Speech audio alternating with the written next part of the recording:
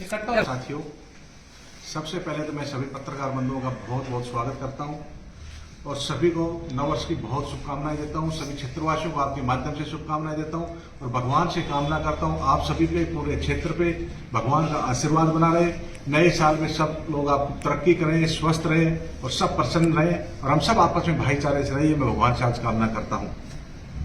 आज की जो प्रेस कॉन्फ्रेंस बुलाई है, इसका मेन उद्देश्य है, कल विधायक डॉक्टर जसवंत यादव ने एक प्रेस कॉन्फ्रेंस रखी थी। उस प्रेस कॉन्फ्रेंस में मुझे ऐसा लगा जैसे पुत्र मोह में वो बिल्कुल ही अपना मानसिक संतुलन खो बैठा है। उस प्रेस कॉन्फ्रेंस में उसने एक आरोप लगाया मुझ पर भी। अब पूर्व विधायक की भांति संजय यादव भी गाली गलौज करके एमएलए बनना चाहता है। आज मैं आपके माध्यम से पूर्व विधायक से पूछना चाहता हूं, अगर एक भी ऐसी जगह बता दीजिए, एक भी ऐसा वाकया बता दीजिए जब मैंने कभी कोई गाली बकी हो। मैंने हमेशा सिद्धांतों की राजनीति की है, मुद्दों की राजनीति की है। कोई भी एक बात बता दीजिए जब कहीं गाली बकी हो। बिल्कुल सरासर झूठ बोलता है। उसको लगता है अब उसका बिल्कुल राजनीतिक ग्राफ गिरता हुआ जा रहा है। वो पुत्र मोह में धृतराष्ट्र की तरह बिल्कुल अंधा हो गया है। उसने मुझ पे एक और कहा, उसने कहा, एक नया शब्द इस्तेमाल किया था कल, क्या कहा था? बूंगाराम। उसने कहा ये संजय भी बूंगाराम हो गया, इसके भेजे में दिमाग में बूंगा भर गया है, जो बड़ों को गालियां देने लगता है। मैं उससे पूछना चाहता हूं, अगर ये बूंगाराम इस्तेमाल आप अपने बेटे मोहित यादव के लिए करते तो ज्यादा अच्छा होता। जो व्यक्ति मोहित यादव जवान की मृत्यु पर लड्डू मांग लेता हो, वो बूंगाराम हुआ? कौन बूंगाराम हुआ? परंतु उसको पुत्र से ज्यादा किसी से मोह नहीं है। वो इतना अंधा हो रहा है, उसको केवल सारे दिन पुत्र मोह देखता है। अभी उसने कहा, अब मेरा बेटा तो किसी पद पे है ही नहीं। फिर मैं उससे पूछना चाहता हूं, जब आपका बेटा किसी पद पे नहीं है तो फिर उससे उद्घाटन किस कारण से आप कराते हो? जो सार्वजनिक कार्यक्रम में उनमें किस हैसियत से उसको लेकर जाते हो जो किसी पद पे ही नहीं है? सारे दिन पुत्र की बड़ाई में लगा रहता है, कहता है मेरा पुत्र, मेरा बेटा मोहित बहरौड़ विधानसभा में सबसे ज्यादा पढ़ा लिखा है, वो विदेश पढ़ के आया है। आज मैं उसको बताना चाहता हूं, बहरौड़ विधानसभा में आपके बेटे से भी बहुत ज्यादा पढ़े लिखे बहुत सारे लोग हैं। आज हमारे बहरौड़ क्षेत्र से बहुत सारे आईएएस रहे हैं, बहुत सारे आईपीएस हैं, बहुत सारे आरईएस हैं, बहुत सारे आरपीएस हैं। आज हमारे क्षेत्र से बहुत सारे न्यायिक क्षेत्र में हैं, बहुत सारे मैनेजमेंट क्षेत्र में हैं। आज हमारे क्षेत्र से बहुत सारे नौजवान डॉक्टर लगे जो अलग अलग उसमें अपना अच्छा परफॉर्मेंस दे रहे हैं। पर सारे दिन कहता मेरे बेटे मोहित यादव से कोई भी ज्यादा पढ़ा लिखा नहीं हुआ, केवल पुत्र मोह में फंसा हुआ सारे दिन। मैं डॉक्टर जसवंत यादव से कहता हूं, मैंने हमेशा संस्कार की राजनीति की है और हमारे ऐसे संस्कार नहीं है। गाली गलौज तो उसको भी सब लोग जानते हैं, जवानी से लेके उसने किस किस प्रकार के कार्य किए हैं। मैं मेरे मुंह से अपनी जबान खराब नहीं करना चाहता उसके बारे में कह के। उसने भी किस प्रकार से सीनियर नेताओं के, बहुत सारे सीनियर लोग जानते किस प्रकार सीनियर नेता थे उस टाइम में, उनके किसी की धोती खींचना, किसी को गाली बकना, ये सब उसने किया है। और मैं पहले भी कहता था, आज वर्तमान विधायक और पूर्व विधायक दोनों एक जैसे हैं। मैंने चुनाव में पूरे भाषण में कहा था, दोनों एक मॉडल है, एक पुराना मॉडल, एक नया मॉडल है। आज वो सारी चीजें बात आ गई।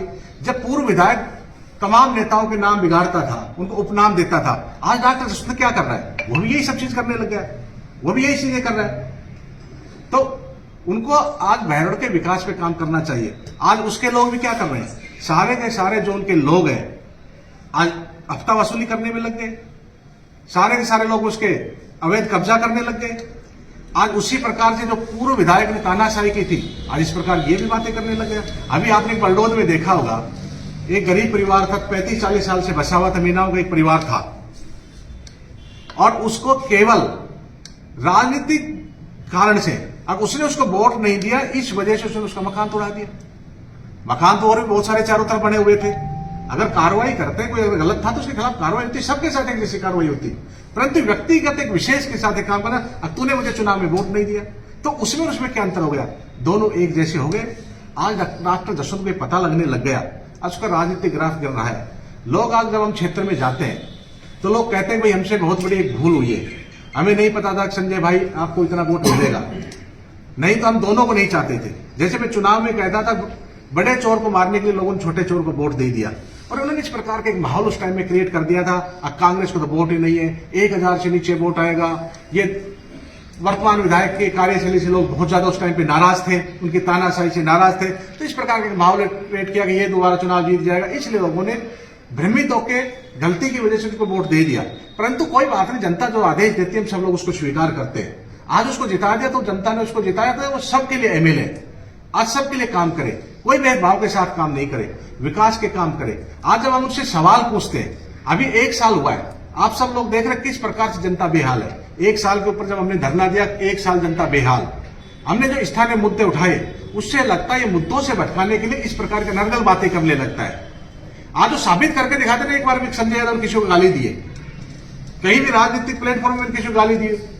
मैं अपनी राजनीति में किसी के ऊपर भी निजी आक्षेप नहीं लगाता, न मेरी कोई वर्तमान विधायक से कोई व्यक्तिगत झगड़ा, न पूर्व विधायक से मेरा कोई व्यक्तिगत झगड़ा है। हम तो मुद्दों की राजनीति करते हैं। आज वर्तमान विधायक सत्ता में ये गलत काम करेगा, जनता ने हमें विपक्ष में बिठाया है, तो आज हमारा दायित्व है जो गलत काम करे उसके खिलाफ आवाज उठाएं।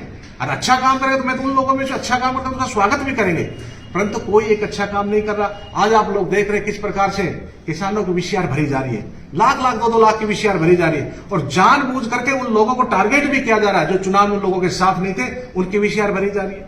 किसानों को दिन में बिजली नहीं मिलती है, बिजली कभी मिलती है दिन में तो वोल्टेज नहीं मिलता है। आप देख रहे थे पिछले दिनों कितने 2-2 महीने 3-3 महीने से ट्रांसफार्मर नहीं मिल रहे थे, समय पे इनको खाद नहीं मिलता है। तो ये आज हालात पैदा हुई। हॉस्पिटल में जाते तो वहां दवाइयां नहीं मिलती है, जांच की मशीनें शुरू नहीं होती है, इस प्रकार के हालात पैदा करके। सड़कों के आप हालात देख रहे हैं, ये जागवास का पुलिया बना 2-2.5 साल हो गया इसको काम चलते हुए, आज क्यों रुका हुआ है? सारे पुलिया तो लगभग बनकर तैयार हो गए। केवल यावी मंथ का मामला है, जब तक इनको कमीशन नहीं मिले जब तक ये काम चालू नहीं हो। आज जागवास रोड के ऊपर बेचारा जो जागवास रोड का मार्केट है, 2-2 साल से लोग घर से किराया दे रहे हैं, कब तक वो काम करेंगे? वहां कितना गड्ढा हो रहा है, पानी भर रहे हैं, पूरे भैरोड में कितनी गंदगी हो रही है, इन पे कोई ध्यान नहीं दे रहा, बस केवल मुद्दा उठाना चाहते हैं। आज नगर परिषद के आप हालात देखते हो किस प्रकार वहां से भ्रष्टाचार हो रहा है। आज स्थायी वहां ईओ नहीं है, बलडोज में स्थायी ईओ नहीं है। पिछली बार यही लोग नगर पालिका में आरोप लगाते थे हम जांच कराएंगे, क्यों जांच नहीं कराते? पिछले विधायक के बारे में लोग कहते थे जो इसने काम किया उनकी जांच कराएंगे, क्यों जांच नहीं कराते? क्योंकि उन अधिकारियों से आज ये पैसा लेने लग गया। और अगर इनके जो हमने मुद्दे उठाए, जनता के इतने मुद्दे उठाए, अगर इनको ये गाली लगती कि गाली है तो हम ऐसी 100 बार गाली बतेंगे। जनता के मुद्दे उठाने से पीछे कभी भी नहीं उठेंगे। और आज मैं डॉक्टर जसवंत यादव को फिर एक बार कहना चाहता हूं, अब भाई आप जनता की सेवा करो, आपको जनता ने मौका दिया, आपकी सरकार है, जिन मुद्दों पे आप चुनाव जीत के आए थे उन मुद्दों पे काम करो। और इस प्रकार की ये आज पहली बार आपने कहा है, मैंने तो राजनीति के अंदर मेरे सीनियर कोई भी राजनेता आया हो, चाहे डॉक्टर जसवंत भी आए, तो मैंने उसके भी पैर छुए हैं, गाली की तो बात दूर की बात है।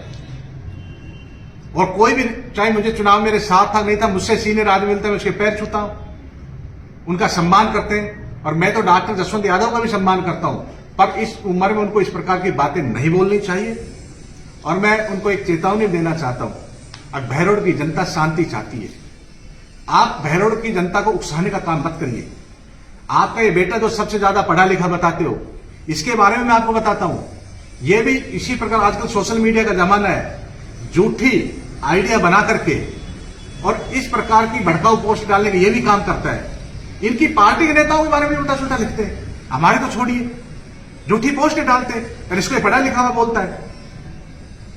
तो इन दोनों बाप बेटों को कहता हूं, आप जनता के हित के काम की करिए, इस प्रकार की राजनीति को बंद करिए, क्योंकि हम राजनीति स्वाभिमान के साथ करते हैं। मैं डॉक्टर जसवंत के तरह स्वाभिमान बेच के राजनीति नहीं करता। जिस प्रकार पिछली बार कहता था उसके बेटे पे हमले करने पे, अगर मेरे बेटे के हमले वालों को नहीं पकड़ा तो मैं आत्महत्या कर लूंगा, इस प्रकार का स्टेटमेंट देता। और कुछ दिन के बाद जिन्होंने इसके बेटे पे हमला किया, चुनाव से पहले उन्हीं को गोद में लेके बैठ गए, मुझे वोट मिल जाए, चाहे बेटे को तो मार लो पीट लो। इस प्रकार ये स्वाभिमान बेच के राजनीति करते हैं। मैं ऐसी राजनीति नहीं करता, मैं सिद्धांत की राजनीति करता हूं, मुद्दों की राजनीति करता हूं, और मुझे इन जैसे लोगों से कोई सर्टिफिकेट की भी जरूरत नहीं है। आज इन्होंने पहली बार ऐसा बोला है, मैं कहता हूं आगे से आप अपनी भाषा में संयमित रखिए, इस प्रकार की बातें नहीं करें। और मैं भगवान से भी कामना करता हूं इसको कम से कम सद्बुद्धि दे। पहले मैंने दोनों के लिए सद्बुद्धि यज्ञ किया था, और आगे भगवान इनको सद्बुद्धि दे ताकि भैरोड का विकास कर सके। और आपका कोई क्वेश्चन हो तो एक बार जरूर पूछिए। नहीं बढ़ रही है। पूरे 1 साल भर से चल रही है। मंदिरों में चोरी हो रही है, दुकानों के ताले तोड़े जा रहे हैं, अपराधी सरेआम फायरिंग करते हैं, और जहां तक किसानों के ट्रांसफार्मर चोरी हो रहे हैं, डोमेस्टिक भी ट्रांसफार्मर चोरी हो रहे हैं, किसानों के नोजल तक चोरी हो रहे हैं। और इसको लेकर पिछले आपने देखा होगा, मैंने पहले भी डिप्टी वगैरह को 2-3 बार ज्ञापन दे दिया। एक बार हमने इसको लेकर बढ़ती हुई चोरी अपराध को लेकर ज्ञापन भी दिया था, धरना भी दिया था। आज क्योंकि इनकी बिल्कुल व्यवस्था गड़बड़ा गई है, अगर ये चोरियां नहीं रुकी तो हम इसके खिलाफ भी आंदोलन करेंगे और इनकी घेराबंदी करेंगे, प्रशासन की घेराबंदी करेंगे, जब तक ये चोरियां नहीं रुकेंगी।